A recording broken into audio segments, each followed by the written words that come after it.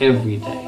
So I was just lost in this vacuum between integration and segregation and racism. That was my childhood. I was angry for years. Angry, very angry.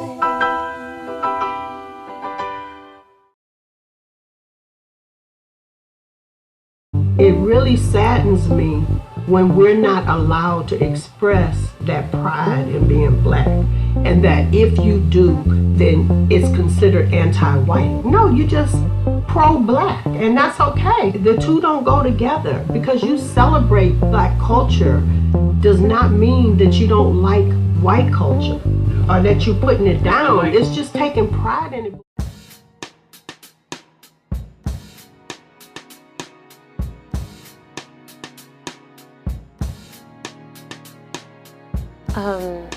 Most people consider me white, so it kind of makes me feel bad because I know what I am. I know I'm black and white, but since I grew up with a white family. It affected me growing up because light skin has always been the standard of beauty. So as children, we're taught, or at least the environment I grew up, it was normal to bully people or like joan on people who were darker and see them as uglier, and then we were just supposed to take it because that was the norm.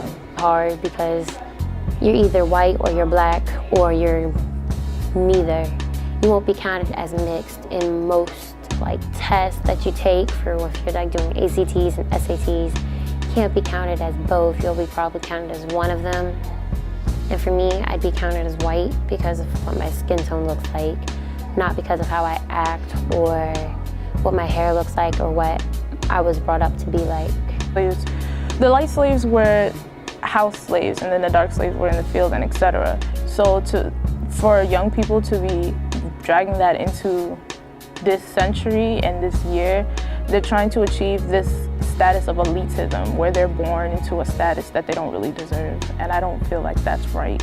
Social media and television, well, it really depends on what shows or which social media outlet that I'm on, because most, I feel like they're trying harder to include us in all things, especially social media. I see a lot of posts saying how Black Lives Matter, and that's really encouraging, seeing how our current president doesn't feel the same way. It definitely impacts a lot, especially with social media. Every time you turn on the TV or you look on Twitter, you see a lot about police brutality, and especially in the African American community. I feel like it really showed that it sometimes makes people kind of be in fear of what race they're in, because they feel like they're being hunted or they're being attacked due to what their skin is.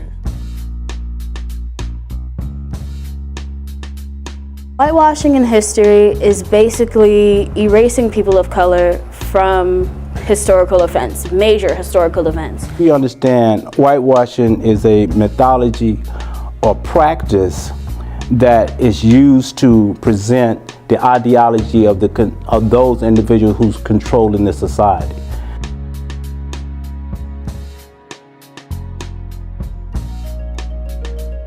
Understanding our legacy as a people is quite important. It is an integral part of our being. You need to know your past in order to guide your future. There's so much that happened in our past that allowed us all the freedoms that we have today. Legacy is family. Those characteristics or those traits and values that's been handed down through you from your family, such as who you are, your mannerisms, how you carry yourself, what you believe in. Have pride and passion in our communities. As African Americans, we don't. Let's say, for instance, in the 60s, the 50s, the 60s, as well as some part of the 70s, we took a large role in our communities. Now, we just let our communities just go by the waistline, like it's not important. We don't have that passion. We don't have that commitment to being successful.